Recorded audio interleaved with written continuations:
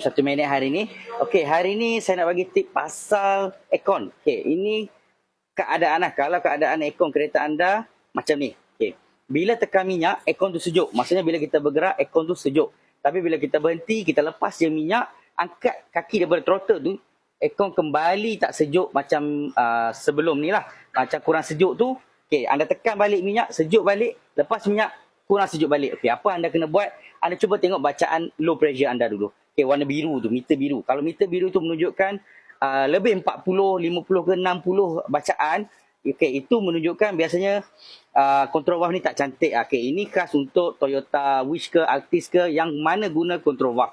Okey, tapi kalau yang tak ada guna control valve macam Pro 2 ke Proton ke, itu biasanya kompresor tak cantik lah tu. Okey, so kalau anda ada kes seperti ni, anda boleh bawa datang jumpa kami cek dulu untuk anda. Serapat tiap hari ni settle.